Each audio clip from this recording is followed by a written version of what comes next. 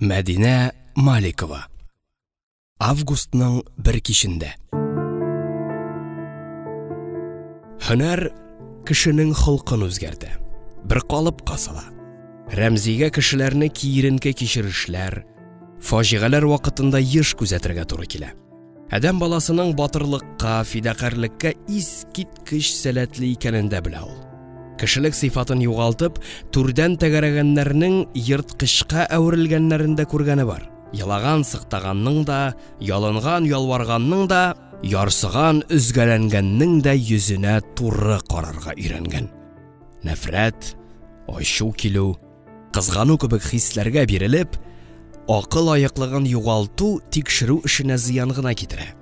Тикшерүчегә барыннан да бигрәк сабырлык, аек акыл, тыныч холык кирәк. Рәмзигә капма каршы буларак, Әклимә ханым исә баштанаяк хис кешесе иде. Аның күзләрендә утлы күмер кебек гомер сүнми кимеми торган ички яну, тынгысызлык сизелә. Урта буйлы, төс сынлы бу ханым кемнәрнеңдер кайгы хәсрәтен күтәрешергә теләгәндәй, иң башларын киеребрәк йөри.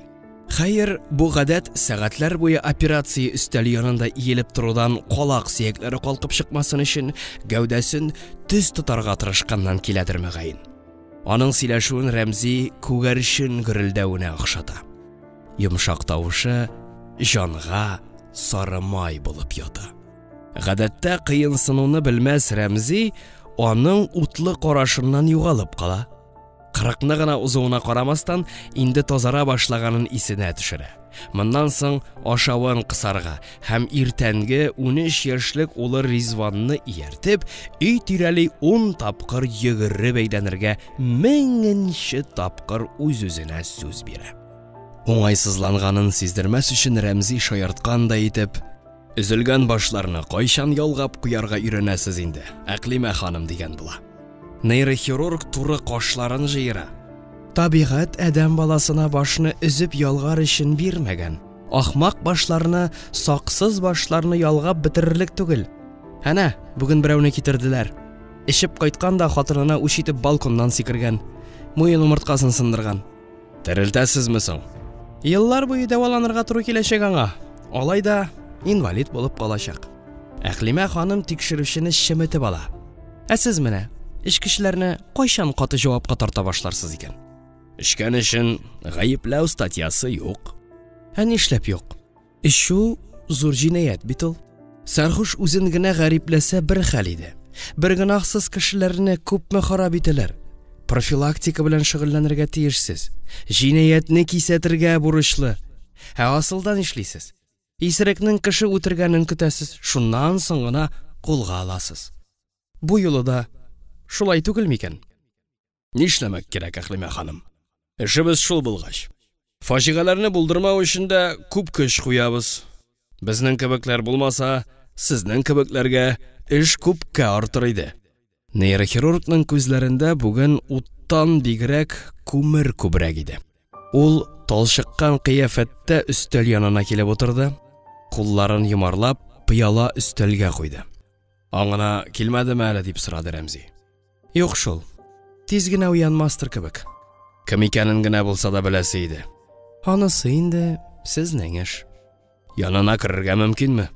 Сездән яшереп булмый инде. Экспертыгыз да килгән иде. Аннары бер карт карап китте. Әклимә ханым пишмактагы ак шкафтан халат алды. Ул кыска, тар иде. Рәмзи аны иңенә генә салды. Никель пыяла белән ялтырап торган аппаратлар тулы палата фәнни лабораториягә охшаган иде. Уртадагы карават янында ике хатын кыз басып тора. Берсенең кулында шприц. Күрәсең, ул әле генә авыруга укол ясаган иде. Егетнең кояшта янган йөзе йоклагандай тыныч иде.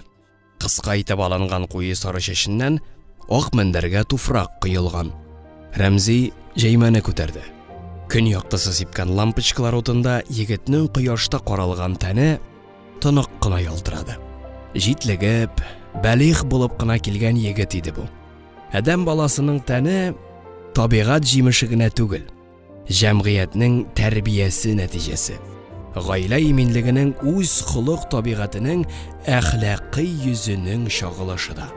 Бу егет шул шартларның барысы да уңай булуының матур мисалы иде. Табигать аны һәр яктан камил итеп яраткан. Гаилә аны нык, сәламәт, хөр рухлы итеп үстергән. Ул үзен кадерле, карый, тәрбияли белгән. Аның чиста пөхтә йөргәнлеге, спорт белән шөгыльләнгәне сизелеп тора иде. Мондый баланың усаллык кылуы, юньсез кешеләр белән аралашуы мөмкин түгел дип уйлады тикшерүче. Димәк, әгәр нинди дә булса җинаять эшләгән икән, сәбәпчесе ул түгелдер. Ул мөгаен берәр кабахәтнең очраклы корбаны булгандыр.